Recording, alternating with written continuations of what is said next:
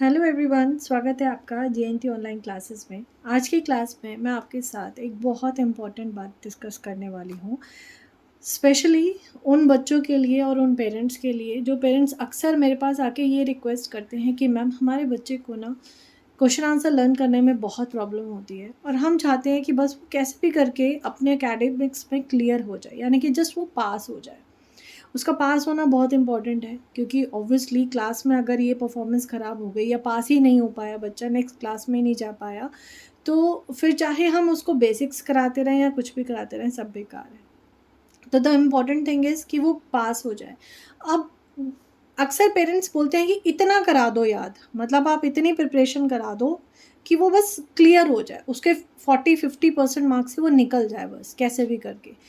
तो उस केस में मतलब ऐसे पेरेंट्स के लिए आज ये वीडियो है जो एक्चुअली स्ट्रगल कर रहे हैं अपने बच्चों को क्वेश्चन आंसर्स लर्न करवाने में, क्योंकि बच्चे क्वेश्चन आंसर लर्न नहीं कर पा रहे तो एक टेंशन क्रिएट होती है कि बच्चा याद नहीं कर पा रहा तो वो एग्ज़ाम में क्या करके आएगा, और एग्ज़ाम में नहीं करके आएगा तो ऑब्वियसली वो आगे फिर नेक्स्ट क्लास में कैसे जाएगा। और अभी चल रहे हैं हाफ ईयरली, और जो सबसे एक डिफ़िकल्ट सिचुएशन आ रही है वो आती है एक ईवीएस में, एक सोशल साइंस में, क्योंकि यहाँ पे ना क्वेश्चन आंसर्स का बहुत ज़्यादा इन्वॉल्वमेंट होता है।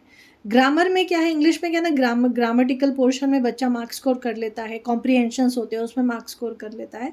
But in case of science and social science, यानी कि ईवीएस, एक्चुअली साइंस को ईवीएस भी बोला जाता है, तो साइंस एंड सोशल साइंस, ये दो में मार्क्स स्कोर करना बड़ा डिफ़िकल्ट हो जाता है बच्चे के लिए, इवन पास होना डिफ़िकल्ट हो जाता है क्योंकि बच्चे क्वेश्चन आंसर लर्न नहीं कर पाते हैं। तो इसी पे बेस्ड है आज की वीडियो, तो प्लीज़ वीडियो को ज़रूर देखिएगा। चैनल पर न्यू है तो सब्सक्राइब कर लीजिए, पसंद आए तो लाइक ज़रूर कीजिएगा। तो चलिए बिना देरी के सबसे पहले हम वीडियो स्टार्ट करते हैं। मैं आपको बताती हूँ, एक ये मेरे पास बुक है जो कि क्लास 3rd की है। इसमें जो हाफ ईयरली का सिलेबस है वो है चैप्टर 5, 6, 7, 8, 9, 5 चैप्टर्स हैं और 5 चैप्टर्स के क्वेश्चन आंसर्स हैं। Question answers including book works होता है, कीवर्ड्स आ जाते हैं, वन वर्ड आंसर होते हैं, इस तरह के कुछ बीच में से भी कहीं से कुछ आ जाता है और डायग्राम्स होते हैं। तो इस केस में जब बच्चे का इतना सारा सिलेबस है तो हमने तैयारी कैसे करानी है, मैं कुछ बहुत इंपॉर्टेंट गिने चुने पॉइंट्स आपको बताऊंगी। प्लीज़ उनको साथ के साथ या तो नोट कर लीजिएगा या उसी अकॉर्डिंग आप बच्चे को तैयारी करवा देना, जिससे एटलीस्ट उसके पास होने लायक मार्क्स आ जाएंगे। तो उसके लिए आपको क्या करना है, देखिए ये रहा चैप्टर्स। कोई भी आप ईवीएस का, साइंस का कोई भी चैप्टर खोलते हैं तो सबसे पहले आप सीधा यहाँ पर आ जाइए जहाँ पे tick the correct, true false, one word answer और फिल इन द ब्लैंक्स होते हैं। सबसे पहले हमें यहाँ पर आना है। अब यहाँ पर आने के बाद सबसे पहले हमें बच्चों को कराना है टिक द करेक्ट, हर चैप्टर के tick the correct, one word answer, true false, fill in the blanks, इसको तैयार करवा दो। इसको तैयार करवाना बहुत आसान है क्योंकि बच्चों के पास यहाँ पे ऑप्शन होते हैं तो वो देख लेते हैं सही गलत क्या है। वन वर्ड आंसर है वो भी वो इजीली कर लेते हैं।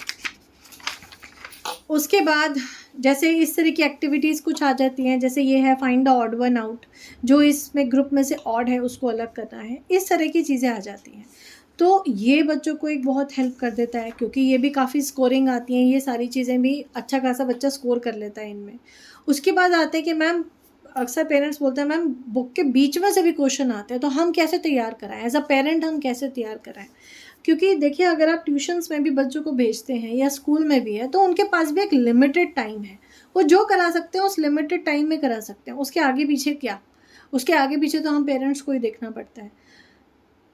मैं मानती हूँ कि बच्चों को पूरा चैप्टर कराना बहुत ज़रूरी है, अच्छे से समझाना बहुत ज़रूरी है। जब टाइम है, लिमिट हो तो उसमें क्या करें, ठीक है ना। बातें बनाना अलग चीज़ होती है, लेकिन उस वो चीज़ को जब हम अब प्रैक्टिकली इम्प्लीमेंट करते हैं तो बहुत अलग चीज़ होती है। तो अगर प्रैक्टिकली चीज़ें देखी जाए तो बस ये लगता है भाई तो पास हो जा कैसे भी करके, तेरे को इतना करवा दें।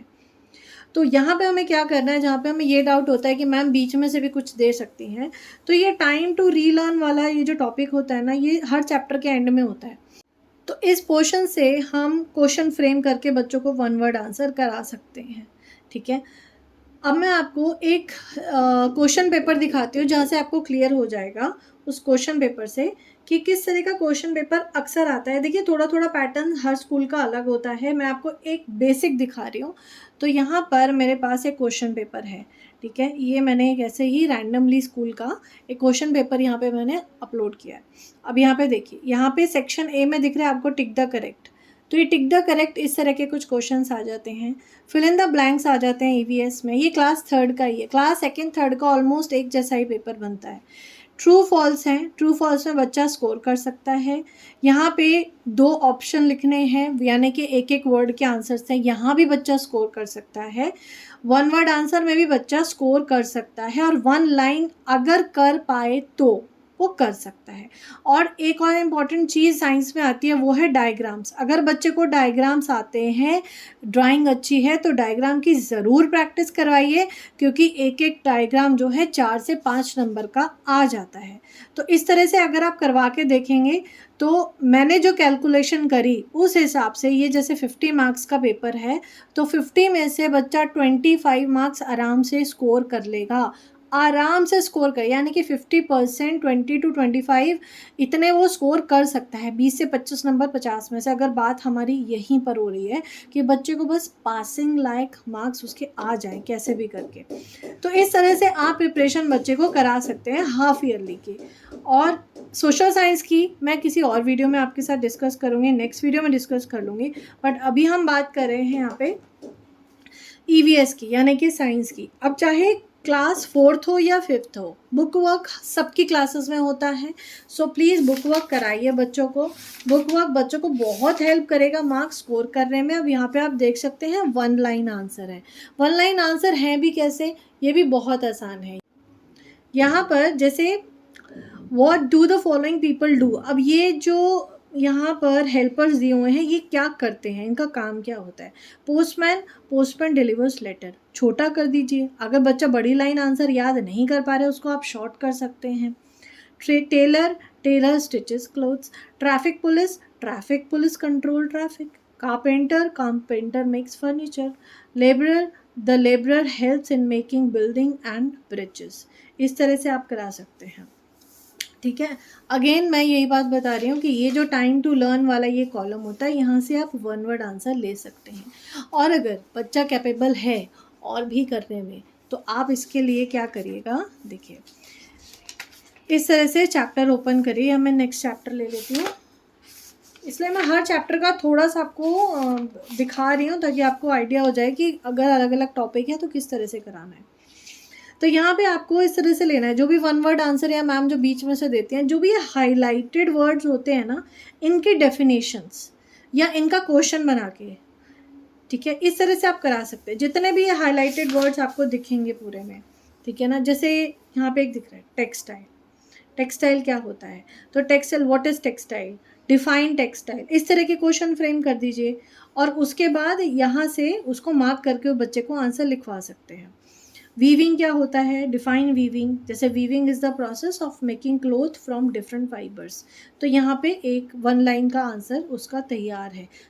तो अगर बच्चे के एग्ज़ाम में बीच बीच में से क्वेश्चंस आते हैं, तो आप इस तरह से करा के ज़रूर देखिएगा, डेफिनेटली उसके पासिंग मार्क्स आ जाएंगे। आप लॉन्ग क्वेश्चन आंसर्स या क्वेश्चन आंसर्स के पीछे दौड़ना फ़िलहाल के लिए बंद कर दीजिए, अगर बच्चे की लर्निंग वीक है तो इन दैट केस उसको बुक वर्क ज़्यादा से ज़्यादा प्रैक्टिस करवाइए।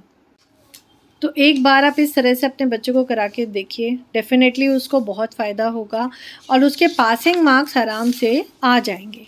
तो नेक्स्ट क्लास में मैं आपके साथ शेयर करूँगी SST, सोशल साइंस बच्चों को कैसे लर्न करानी है। अगर आपका बच्चा 3rd 4th में है, 5th में है और उसके पास सोशल साइंस है, तो उसको कैसे लर्न करानी है। अगर आप अपने बच्चे को ऑनलाइन क्लासेस ज्वाइन कराना चाहते हैं, तो मैंने डिस्क्रिप्शन में इंस्टाग्राम का लिंक दिया हुआ है, वहाँ पे आप मेरे को DM कर सकते हैं, बता सकते हैं, और उसके थ्रू आप ज्वाइन कर सकते हैं बच्चे के लिए online classes. So hope you like this video. मिलती हूँ मैं आपसे नेक्स्ट वीडियो में। Till then, good bye.